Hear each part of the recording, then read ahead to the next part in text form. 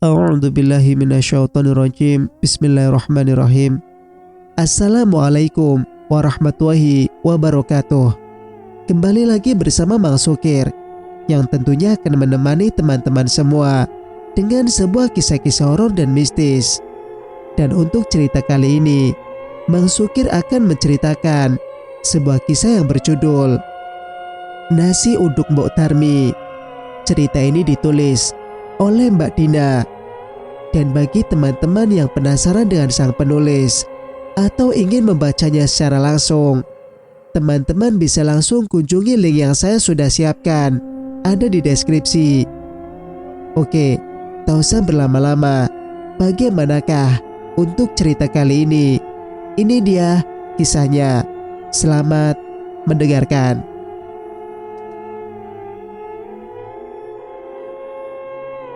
Dilayani dengan baik suami yang jarang pulang itu. Apapun kata Aryo, Mbok Tarmi tidak membantahnya.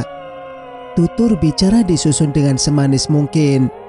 Mbok Tarmi juga menghidangkan nasi bersama lauk kesukaan Aryo. Tidak terlupakan lauk tersebut dimasak dengan mencampurkan sedikit daun sirih yang sudah Mbok Tarmi campi-campi, yang sekarang ajarkan agar Aryo semakin tunduk dengannya. Mbok Tarmi berharap jampi yang ia berikan terhadap Aryo ampuh, seperti jampi yang Sekar lakukan. Sirih ku campurkan, sirih ku gunakan, merasuklah ke dalam jiwa dan hati, tunduklah selamanya sampai mati. Lega hati Mbok Tarmi melihat suaminya yang makan dengan begitu selera, sampai meminta ditambahkan nasi serta lauk. Melihat Mbok Tarmi baik terhadapnya, Aryo berpikir istrinya itu tidak marah dan dendam kepadanya, mengingat ia meninggalkan Mbok Tarmi begitu saja, lalu pergi menikahi wanita pujaannya, Minah. Aryo pun mengadu akan nasib rumah tangganya bersama Minah. Kata Aryo, istri mudanya itu melayaninya dengan baik pada awal pernikahan saja. Setelah Aryo tidak mempunyai uang, minta 1 gelas air pun tidak ditanggapi. Istri muda Aryo mengira kalau Aryo lelaki yang kaya karena kesana kemari memakai mobil. Dia tidak tahu mobil tersebut untuk dijual kembali, karena memang itulah pekerjaan Aryo. Sebagai broker mobil, dia akan membeli mobil dengan harga miring, lalu akan dijual kembali dengan harga tinggi. Setelah terjual, ia akan membeli mobil menggunakan uang hasil penjualan mobil tersebut. Dan uang yang tersisa itulah keuntungan Aryo. Terbongkar status keuangan Aryo, istri mudanya itu langsung berubah sikap.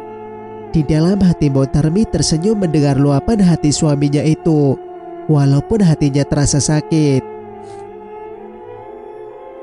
Sekarang kau baru tahu sakitnya perasaan diperlakukan seperti itu. Aku malah lebih sakit, Mas. Diabaikan dan diduakan, bisik Mbok Tarmi dalam hati. Tidak menunggu lama, Mbok Tarmi mengambil kesempatan emas ini. Diusap tangan Aryo, lelaki yang pernah bertahta di jiwanya. Senyum paling manis diberikan Mbok Tarmi. Ia bangun dan berdiri di belakang suaminya yang tengah duduk di meja makan itu. Diusap kepala Aryo, dipijat dengan lembut dari bahu ke leher suaminya. Aryo bahagia dilayani sebegitu lembutnya. Sungguh dia rindu belayan seorang wanita. Aryo terasa bagai di surga, lupa akan segala masalahnya bersama Minah maupun Mbok Tarmi. Aryo menerima dengan senang hati saat tangan istri pertamanya itu memegang bagian tubuh yang lainnya. Bagai diguna-guna, Aryo mengikuti Mbok Tarmi yang melangkah menuju kamarnya. Tubuh Aryo direbahkan di atas kasur, kepalanya diurut lembut hingga Aryo terlena. Dalam keadaan Aryo antara sadar dan tidak, Mbok Tarmi mengambil kesempatan mengambil beberapa helai rambut Aryo, seperti yang Sekar minta. Singkat cerita, keesokan paginya, di warung yang berada di bawah pohon beringin itu, Mbok Tarmi menunggu akan kehadiran Sekar. Rasanya tidak sabar ingin melangkah ke ritual yang selanjutnya. Saat mengemas meja jualan, terdengar derap langkah kaki menghampiri. Botarmi cukup mengenal suara derap langkah kaki itu. Lalu ia pun segera berpaling. Orang yang ditunggu-tunggu akhirnya datang juga. Lebar senyum Botarmi melihat Sekar datang. Setelah bertanya kabar dan bercerita, diulurkan rambut Aryo itu ke tangan Sekar. Bersinar wajah Sekar. Lalu ia mengeluarkan 3 helai daun sirih dari tasnya. Kemudian rambut itu dimasukkan ke dalam lipatan daun sirih tersebut. Lalu daun itu diserahkan kembali kepada Botarmi. "Botarmi, apakah Nyai sudah muncul di mimpimu?" tanya Sekar. "Nyai, apakah Nyai yang kamu maksud adalah sosok hitam dan hanya mata merah saja yang terlihat?" tanya Botarmi. Sekar mengangguk pelan.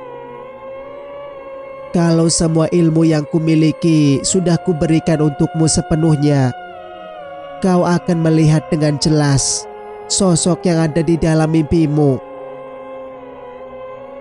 "Maksudmu ilmu apa, Sekar? Aku tidak memintamu untuk mewariskan ilmumu. Aku hanya meminta pelaris." "Darmi, kalau kau mempunyai ilmu sepertiku, bukan hanya pelaris yang akan kau dapat, tapi kau juga bisa balas dendam terhadap orang yang kau benci," ucap Sekar membujuk Botarmi. "Apa kamu mau ditindas seperti dulu? Apa kamu mau disepelekan oleh keluarga, bahkan suamimu sendiri? Apa kamu mau?" ucap Sekar membuat Botarmi yakin dan bersedia untuk menerima tawarannya. "Botarmi, percayalah, semua akan baik-baik saja." Sekali lagi, Sekar meyakinkan Botarmi. "Apa yang Nyai sampaikan padamu di mimpi?" "Ia menyuruhku untuk mengambil 2 buah kuku jempol kaki Mas Aryo. Tapi bagaimana caranya?" ucap Botarmi. "Tapi bagaimana caranya?" ucap Botarmi kebingungan. "Tenang, setelah 3 hari, bakarlah 3 daun sirih berisi rambut Aryo yang aku berikan padamu tadi. Lalu minumlah abunya. Niscaya Aryo akan menurut semua perkataanmu. Percayalah," ucap Sekar tersenyum lecek. Botarmi tidak tahu kalau selama ini Sekar mempunyai maksud tertentu. 1 botol kecil air mineral diberikan Sekar untuk Botarmi minum. Sekar menyuruhnya menghabiskan air mineral tersebut. Diterimalah air tersebut. Belum juga habis, Botarmi merasa kepalanya pusing. Terdengar kicauan burung di telinga Botarmi. Saat ia ingin membuka mata, rasanya begitu sangat berat. "Ibu, sudah jam 7, cepat bangun," terdengar suara Ningrum membangunkannya. "Apa? Jam 7?" Botarmi terkejut saat melihat jam yang menunjukkan pukul 6.50 pagi. Terlihat cahaya pagi yang menembus ke dalam rumahnya. Botarmi bingung mengapa dirinya tidur di sofa. "Kenapa ibu tidur di sini?" tanya Ningrum dengan pandangan aneh. Pertanyaan anaknya tidak dijawab. Botarmi langsung membetulkan ikatan rambutnya, lalu melangkahkan kaki menuju dapur. Resah Botarmi memikirkan pelanggan yang mungkin sudah datang ke warungnya. Saat merasa buntu dan bingung, terdengar pintu yang diketuk dari luar. Botarmi berpikir yang datang ialah salah satu pelanggannya, mengingat warung yang berada di bawah pohon beringin itu belum buka. Saat Botarmi membuka pintu, terlihat Sekar yang tersenyum melihat dirinya. "Botarmi, ayo ke warung. Sudah banyak pembeli yang menunggumu di sana." Lega Mbok Darmi mendengarnya. Belum sempat menjawab, Sekar menawarkan diri untuk mengantar Ningrum ke warung melayani pelanggan terlebih dahulu. Setelah mengantar Ningrum ke warung, Sekar pun kembali ke rumah Mbok Darmi. Mbok Darmi tidak percaya dengan yang dilakukan Sekar. Perasaannya sangat bahagia karena temannya itu sudah membantunya. Selesai membersihkan diri dan berdandan ala kadarnya, Mbok Darmi bersama Sekar melaju cepat menuju warung. Terbelalak mata Mbok Darmi melihat hidangan-hidangan yang tersusun rapi di meja jualan. Matanya digosok beberapa kali. Seketika ia lupa dengan keganjilan yang ada. Bagaimana bisa Sekar menyiapkan ini semua? Sekar seperti tahu kalau dia akan terlambat bangun. Tangannya lincah membungkus nasi uduk yang diminta para pelanggannya. Setelah 2 jam, akhirnya nasi uduk tersebut sudah terjual habis. Sekar setia menunggu Mbok Darmi sampai selesai berjualan. Mbok Darmi menarik nafas lega. Selesai sudah kegiatan rutin hariannya demi mencari rezeki untuk anaknya. Mbok Darmi menghidangkan kue-kue yang tersisa untuk Sekar sarapan.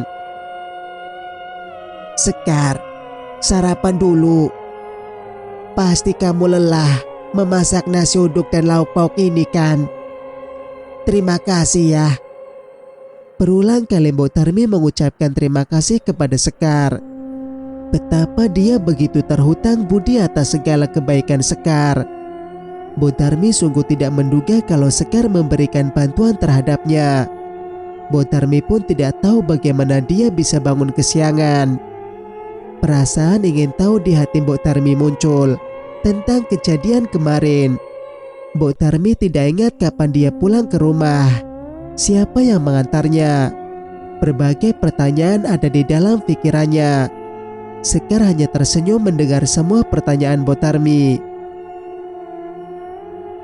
"Jangan berterima kasih dulu. Semua itu tidak gratis. Ada harga yang harus dibayar," bisik Sekar perlahan ke telinga Mbok Darmi. "Berapa yang kau minta, Sekar? Para pelangganku baru saja datang kembali. Aku tidak punya uang untuk membayarmu," kata Mbok Darmi dengan gusar. Dia tak menyangka kalau ia harus membayar pertolongan yang Sekar berikan kepadanya. Mbok Darmi berpikir Sekar benar-benar berniat untuk menolongnya. "Aku tidak meminta uang. Hanya di depan matamu saja sesuatu yang perlu kau sediakan," jawab Sekar. Berdebar kencang dada Mbok Darmi. Apa sebenarnya yang Sekar inginkan?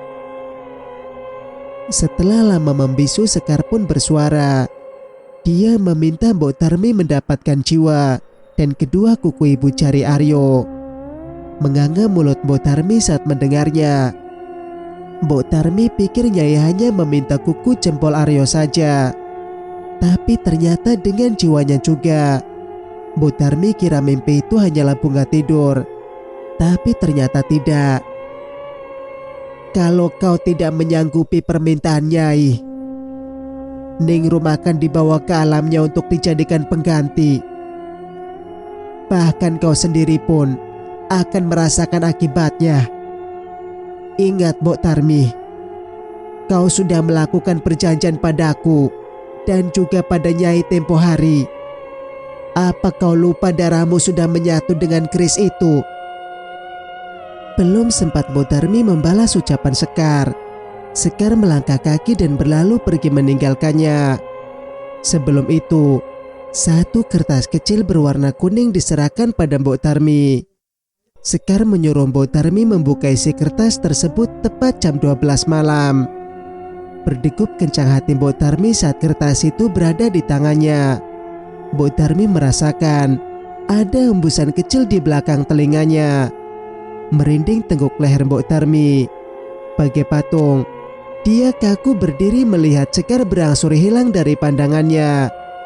Bertanya-tanya hati Mbok Darmi, apakah isi dalam kertas kecil tersebut? Malam harinya, Setelah memastikan Ningrum dan Aryo terlelap, Mbok Darmi membawa kertas kecil berwarna kuning itu ke satu sudut bagian dapur. Saat Mbok Darmi membuka kertas itu, bau melati tercium di seluruh ruangan dapurnya. Darahnya mendesir merasakan hawa yang tiba-tiba berubah. Dibukanya kertas kecil itu dengan perlahan. Terdapat tulisan aksara Jawa dan pesan dari Sekar untuk Mbok Darmi. Mbok Darmi, lakukanlah puasa pati geni selama 3 hari. Bertapalah di dalam ruangan tertutup, tanpa penyinaran matahari maupun lampu. Bacalah mantra yang beraksara Jawa yang kuberikan ini saat kau bertapa nanti. Terima kasih telah membantuku. Kini aku bisa hidup tenang. Begitulah isi pesan di dalamnya. Entah apa yang dimaksud oleh Sekar dengan kata-kata terakhirnya. Mbok Darmi tak memperdulikannya. Hatinya tertutup dengan nikmat duniawi yang sebentar lagi akan didapatnya. Padahal di depan sana, jiwa Mbok Darmi dan anaknya sedang terancam karena sudah bersekutu dengan jin. Mbok Darmi tidak sabar untuk memulai berpuasa esok hari.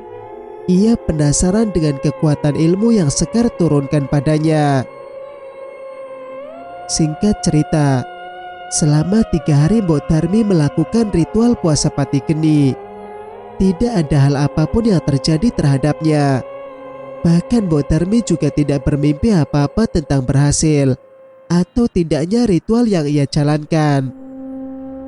Tapi sudah beberapa hari ini ada yang berbeda dengan suaminya. Aryo tidak pernah keluar rumah. Waktunya banyak dihabiskan di dalam rumah. Ningrum juga agak heran melihat ayahnya yang betah di rumah. Saat ayahnya berbicara pun, suaranya tidak pernah meninggi lagi seperti sebelum-sebelumnya. Ningrum melihat ayahnya taubah seperti anak SD yang berkelakuan seperti anak kecil. Jika disuruh makan, baru makan. Mandi pun harus disiapkan air. Setelah hampir 2 minggu Aryo berada di rumah Mbok Darmi, Mina, istri kedua Aryo, datang ke rumahnya. Siang itu setelah zuhur, sesaat setelah Mbok Darmi pulang berjualan dengan peluh yang masih membasahi tubuhnya dan hendak menuju kamar mandi, ia tak sengaja menoleh ke arah jendela yang berada di ruang tamu. Dari kejauhan ia melihat Minah, istri muda suaminya, dari balik jendela tersebut sedang berjalan menuju rumahnya. Mbok Darmi yakin kalau ia tidak salah lihat, sebab Mbok Darmi pernah melihat Minah dan Aryo di warung makan yang berada di sekitar pasar, tempat Mbok Darmi selalu belanja. Mas Aryo, Mas Aryo. Terdengar suara Mina memanggil-manggil Aryo dari luar. Mbok Minah pun membangunkan Aryo yang tengah tidur di kamar. Mas, bangun. Mina ada di luar mencarimu. Minah, ucap Aryo. Mbok Darmi mengangguk pelan. Dengan mata yang masih terlihat sayu, serta bercelana pendek dan tidak berbaju, Aryo pun bangun dan berjalan menuju pintu rumah. Dibukanya pintu oleh Aryo. Mina terkejut saat pintunya terbuka dan melihat Aryo hanya memakai celana pendek serta tidak memakai baju. Oh, pantesan gak pulang ke rumah. Ternyata lagi bercumbu sama istri tua, ucap Mina yang terlihat kesal. Mbok Darmi pun menyusul Aryo ke depan.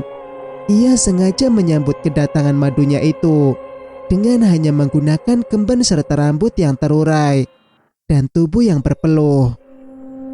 Merah wajah Mina menahan amarah saat melihat Mbok Darmi keluar dari kamar dalam keadaan begitu. Sedang bercumbu ternyata. Pantas saja Mas Aryo tidak pernah mempunyai uang. Ternyata uangnya diberikan kepada istri tua, ucap Mina dengan nada jengkel. Belum sempat Mbok Tarmi mempersilahkan Minah masuk, ia sudah melangkahkan kakinya masuk ke dalam rumah. Ditamparnya Aryo oleh Minah berulang kali sambil memaki-maki. "Minah, hentikan! Jangan ribut di rumahku. Aku tidak mau tetangga mendengar pergaduhan kalian." Memuncak emosi Minah saat Mbok Tarmi berani menegurnya. "Jangan kurang ajar denganku ya wanita tua." Minah mengangkat tangannya hendak menampar Mbok Tarmi.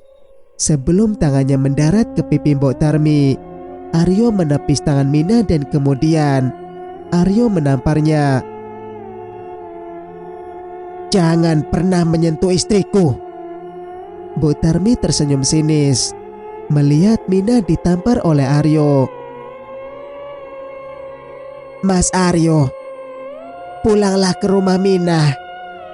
Mas kan sudah berminggu-minggu di sini," ucap Mbok Tarmi pelan. "Aku tidak mau, Dek. Aku tidak bisa jauh darimu," ucap Aryo seperti orang yang baru jatuh cinta. Mbok Tarmi menatap Aryo dan menghela napas panjang. Lalu diajaknya Aryo dan Minah duduk di ruang tamu untuk berbicara sebagai satu keluarga. "Sebentar ya, aku buatkan minum dulu," ucap Mbok Tarmi meninggalkan Minah dan Aryo di ruang tamu. "Mas Aryo, kenapa Mas bisa di sini? Kenapa Mas berubah seperti ini? Katanya Mas sudah gak cinta sama wanita tua itu," ucap Minah seraya memegang tangan Aryo. "Ayo pulang, Mas. Apa kamu tidak rindu denganku?" Minah mencoba menggoda suaminya. Aryo menepis tangan Minah. Ia hanya diam dan menatap jijik ke arah Minah, seolah-olah perempuan itu tidak penting lagi baginya. "Silakan Minah, diminum dulu airnya." Minah hanya melirik secangkir teh yang Mbok Tarmi suguhkan tanpa membalas perkataannya. "Begini ya Tarmi, tujuanku datang ke sini untuk menjemput Mas Aryo pulang. Karena sudah lama Mas Aryo meninggalkan rumah. Setelah Mas Aryo menikahiku, dia tidak pernah tidak pulang ke rumah," ucap Minah sombong sambil mengangkat sedikit dagunya. "Iya Minah, silakan bawa Mas Aryo pulang. Tapi sepertinya akan turun hujan.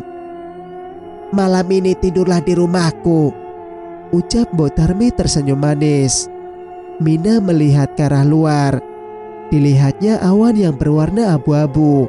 Sepertinya memang akan turun hujan. Minah ragu dengan kebaikan yang diberikan Mbok Tarmi, mengingat ia adalah mantunya. Apalagi saat Aryo menikahinya, ia tidak mendapat izin dari istri pertamanya itu. "Minah, kalau ingin istirahat, tidurlah di kamar anakku. Aku tinggal ke dapur dulu ya. Aku mau masak untuk kita makan malam," ucap Mbok Tarmi seraya berjalan menuju dapur. Saat Mbok Tarmi sedang memasak, terdengar suara ketukan pintu. Ternyata yang mengetuk pintu adalah Ningrum yang baru pulang sekolah. Anak gadisnya itu melanjutkan SMA-nya dengan mengejar paket C dan hanya bersekolah seminggu sekali. "Ningrum, duduklah sebentar. Ada yang mau ibu bicarakan." "Ada apa, Bu?" "Nak, tante ini bernama Minah. Beliau adalah istri ayahmu." "Istri ayah? Maksud ibu, ayah menikah lagi?" Mbok Tarmi mengangguk pelan. Ia ingin Ningrum melihat kelakuan bejat ayahnya. "Oh, ya udah, Ningrum masuk kamar dulu ya Bu. Ayah menikah lagi ataupun tidak ada pengaruhnya bagiku. Lagi pula sejak kecil, ayah juga jarang di rumah. Ningrum benci ayah, bisik Ningrum dalam hati, seraya pergi meninggalkan mereka. Singkat cerita, hari itu Mina melihat bagaimana Mbok Tarmi mengisi hari-harinya. Selesai memasak untuk anaknya, ia menyiapkan bahan-bahan untuk perjualan besok pagi. Mina mencoba melihat kekurangan Mbok Tarmi. Mau dibilang jelek pun tidak, walaupun usianya sudah 49 tahun.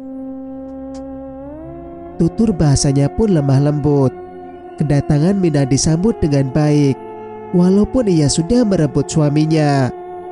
Wanita seperti apakah lagi yang Aryo cari? Berkecamuk perasaan Mina. Rasa bersalah muncul di dalam hatinya. Malam itu setelah makan malam, Aryo tidur bersama Mbok Tarmi dan Mina tidur bersama Ningrum. Mina sulit untuk memejamkan matanya. Ia sedang memikirkan Aryo. Kenapa dia tiba-tiba bisa berubah dingin terhadapnya? Ia pun bangun dan pergi keluar kamar. Kemudian duduk di sofa ruang tamu. Bruk. Terdengar bunyi sesuatu jatuh dari arah dapur. Mina beranjak dari duduknya dan mencari asal suara tersebut. Langkah kakinya ia pelankan saat memasuki dapur yang gelap gulita. Saat tangannya meraba-raba dinding untuk mencari saklar lampu, tiba-tiba ada yang meniup telinganya dari arah belakang. "Mas Aryo, jangan begitu ah. Malam-malam baru mau mencariku," ucap Mina sambil tersenyum nakal. Saat ia menoleh ke belakang, hilang senyuman yang ada di bibirnya. Satu sosok perempuan bersanggul dan memakai kebaya sedang berdiri di hadapannya. Mukanya hancur. Suaranya menggeram serta menggeroyotkan bibir, seperti sedang kelaparan. Bau amis menusuk hidung. Kabur pandangan Mina, lalu jatuh terkulai lemas di lantai. Entah berapa lama Mina terbaring di dapur. Saat ia membuka mata, ia masih berada di sana. Merinding tubuh Mina saat teringat sosok makhluk yang ia temui tadi. Dengan cepat Mina bangun lalu pergi meninggalkan dapur. Takut kalau makhluk itu muncul kembali di hadapannya. Apalagi kalau sampai Mbok Tarmi melihat ia terduduk di dapur. Tidak mungkin ia akan bercerita tentang apa yang baru saja ia lihat. Pagi harinya, setelah mereka semua selesai bersarapan, Mina berpamitan dengan Mbok Tarmi. "Tarmi, aku pamit pulang. Terima kasih sudah menyambutku dengan baik di rumahmu." "Iya, sama-sama Mina." "Mas Aryo, masih ikut pulang denganku kan?" tanya Mina. Aryo hanya menggelengkan kepalanya. Melihat Aryo begitu, Mbok Tarmi pun membujuk suaminya untuk ikut Mina pulang. Mas Aryo kan sudah 2 minggu tinggal di rumah Tarmi. Sekarang giliran tinggal di rumah Minah ya," ucap Mbok Tarmi lembut. "Iya dek," jawab Aryo. Melihat Aryo begitu menuruti apa kata Mbok Tarmi, Mina mengernyitkan alis. Ia heran dengan sikap suaminya yang berubah 180 derajat.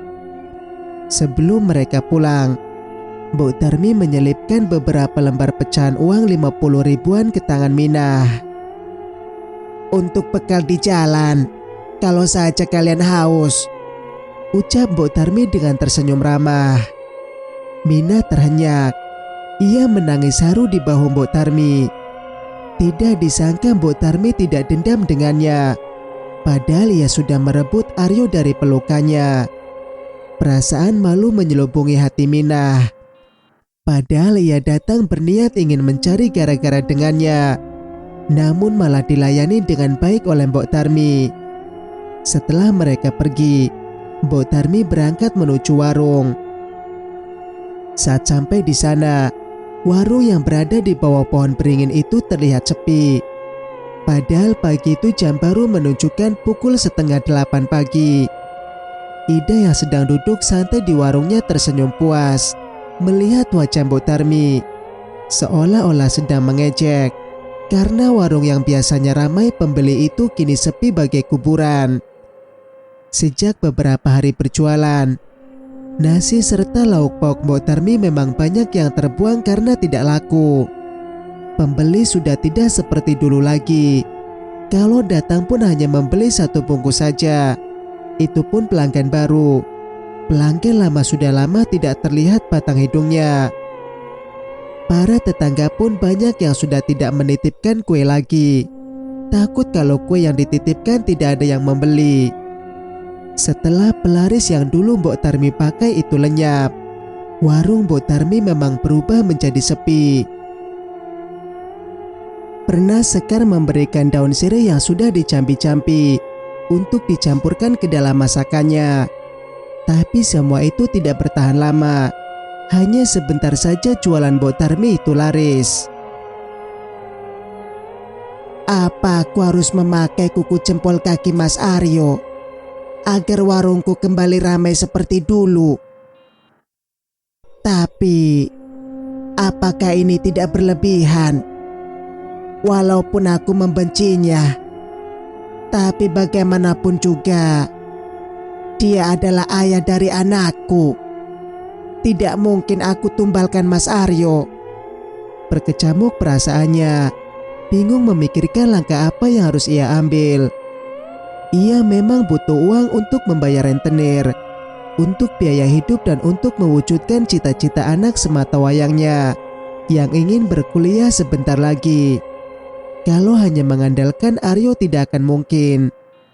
Tapi di sisi lain, Aryo adalah suaminya, orang yang dulu pernah ia cintai sepenuh hati. Mbok Darmi mencoba menimbangnya. Diingatnya suka dan duka saat membangun bahtera rumah tangga bersama Aryo. Saat Mbok Darmi sedang merenung, ia teringat akan semua perlakuan Aryo terhadapnya, yang jarang berada di rumah. Alih-alih memberi nafkah, Aryo malah tega melukai lahir dan batinnya dengan menikah lagi dengan perempuan lain yang lebih muda. Pilihannya sudah matang. Ia akan menumbalkan Aryo untuk Nyai. Tapi bagaimana caraku untuk mendapatkan kuku jempol Mas Aryo? Ucap Mbok Darmi dengan perasaan bingung. Pikirannya buntu. Apalagi sekarang Aryo sedang berada di rumah Minah. Ia menyesal kenapa tidak sejak kemarin ia mengambil kuku Aryo saat suaminya itu masih berada di rumahnya. Mbok Darmi teringat akan sesuatu yang Sekar berikan tempo hari. Diambillah daun sirih berisikan rambut Aryo yang sudah kering tersebut. Kemudian daun sirih itu ia bakar sampai menjadi abu. Lalu ia campurkan ke dalam gelas dan kemudian meminumnya.